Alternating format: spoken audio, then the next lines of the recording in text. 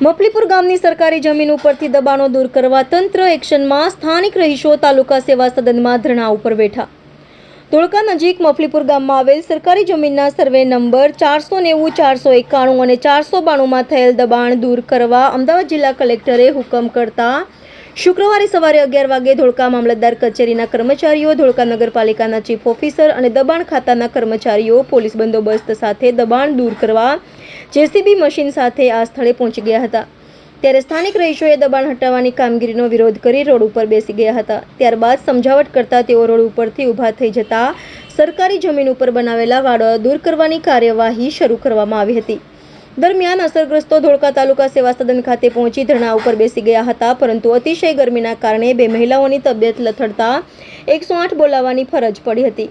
અસરગ્રસ્તોએ થોડો સમય આપવા મામલતદાર કચેરીમાં રજૂઆત કરી હતી। ત્યારે તંત્ર દ્વારા 3 દિવસનો સમય આપી 30 જેટલા મકાનો ખાલી કરી માલ સામાન ખસેડી લેવા મહેનત આપી હતી। આવેલા તાલુકા સેવા સદન ખાતે પોલીસનો ચુસ્ત બંદોબસ્ત ગોઠવી દેવામાં આવ્યો હતો।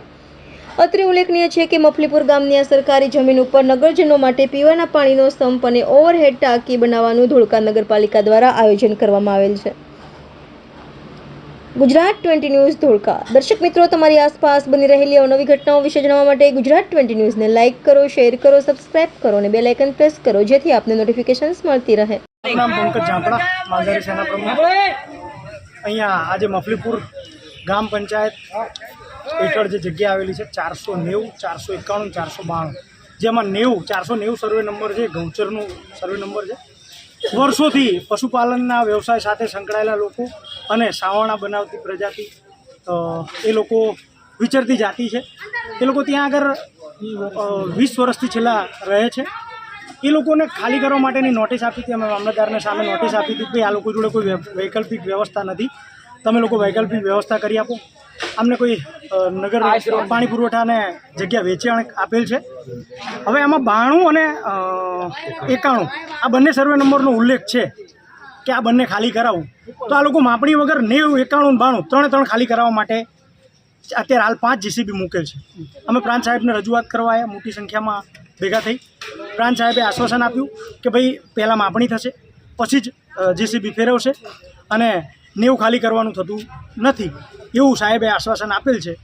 જોઈએ છીએ આગળ શું થાય છે, નહીં તો આગળની રણનીતિ અમે લોકો, અમારો ઈરાદો એવો છે, જો આ લોકો શાંતિપ્રિય ગાંધીજીના માર્ગે અમારી રજૂઆતને સાંભળશે અને માનશે તો ઠીક છે, બાકી ત્યાં આગળ રહેતી વસ્તી લગભગ 500 પશુઓ સાથે મામલતદારની કચેરીનો ઘેરાવ કરશે। અહીંયા આવીને અમે અમારા પશુઓ બાંધવા ક્યાં? મોટો પ્રશ્ન આ છે। તો જોઈએ છીએ, અમે જઈએ છીએ ત્યાં પ્રાંત સાહેબના મોબાઈલ ફોનથી વાત કરાવીશું। જો એ બંધ કામ થાય તો ઠીક છે, કામ બંધ ના થાય તો પછી અમારું આગળનું સ્ટેન્ડ એ હશે કે અમે અમારા પશુઓ લઈ અને મામલતદાર કચેરીની અંદર આવીશું, કેમ કે અમારી પાસે જગ્યા નથી અને હવે માથે વરસાદ છે।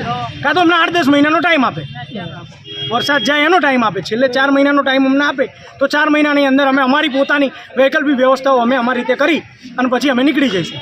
આ અમારી રજૂઆત હતી। જોઈએ છે આગે ગોરખ જાગે। જય હિન્દ, જય ભારત।